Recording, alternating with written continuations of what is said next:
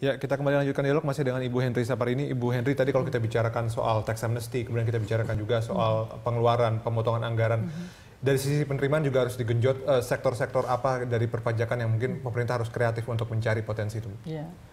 Kalau satu hal mungkin ya, kalau harus mulai ada pemikiran bahwa beberapa tahun ini kan terutama misalnya untuk 2016 ini target pajak sangat tinggi sehingga pemerintah Kementerian Keuangan mencari berbagai cara untuk mendongkrak penerimaan pajak. Nah, ini sudah berdampak negatif terhadap ekonomi.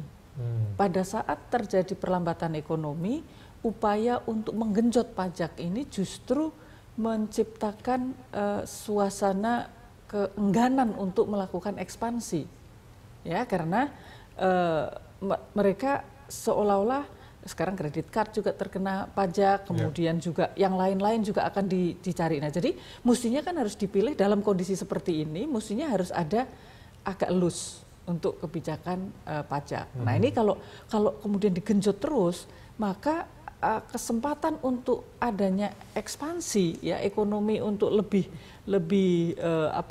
bisa longgar berekspansi menjadi sulit. Nah, jadi pada saat ini pemerintah menyusun RAPBNP 2016 juga sedang menyusun RAPBN 2017. Nah, sebaiknya untuk sisi penerimaan tidak kemudian terlalu optimis.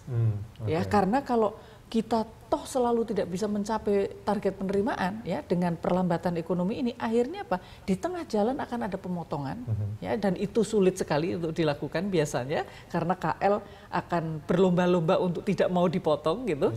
Dan yang kedua, karena kemudian harus dikeluarkan kebijakan-kebijakan baru untuk menarik pajak tambahan, itu menjadi momok ya bagi ekonomi. Nah, jadi semestinya di dalam pembahasan APBNP 2016 dan RAPBN 2017 ini ada kesepakatan dari DPR dan dari pemerintah bahwa kita lihatlah yang akan kita dorong itu kan ekonomi gitu. Jadi kalau memang prospek tahun depan itu tidak berbeda jauh dari tahun ini, jangan mentargetkan pajak terlalu besar. Nah, karena itu tadi dampaknya kalau di tengah-tengah seperti sekarang ini, akhirnya semua akan dicari ya, penerimaan ditarik duluan gitu. Nah, itu jadi berat.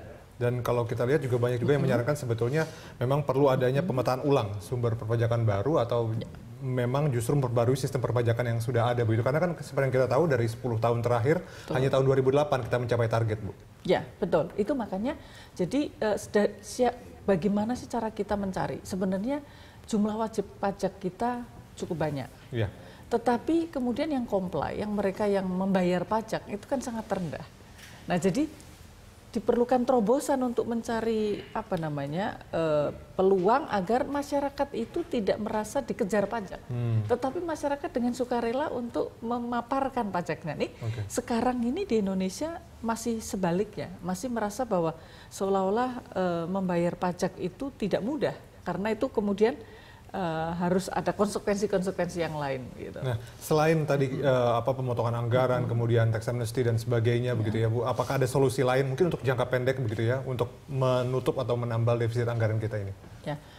Jadi gini, kalau sudah short term ya, yang jelas menurut saya karena yang terpenting itu bagaimana APBN bisa menjadi stimulus ya, maka jangan menambah objek-objek pajak baru.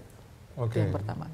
Terus kemudian kalau memang ini adalah short term ya, solusi short term, yang harus dilakukan tadi selain terpaksa harus melakukan pemangkasan anggaran, itu ya apa boleh buat pasti harus mengeluarkan menarik utang yang lebih besar. Karena ini pilihannya kan kita akan menghentikan utang atau kita harus menambah pajak, gitu ya. Dalam kondisi seperti sekarang ini, saya rasa sulit kita untuk menambah pajak lagi. Hanya harus ada kesepakatan bahwa ini bukan solusi yang terus-menerus, gitu. Sehingga ini karena hanya solusi tahun ini, tetapi tahun depan tidak boleh kemudian ada tambahan-tambahan utang mendadak pada APBNP. Ya, tentu saja kita harapkan benar-benar pemerintah punya solusi begitu ya untuk menjaga defisit anggaran ini agar tidak terus melebar. Terima kasih atas waktunya, Baik, Ibu Henry Saparini telah bersama kami di Money Report.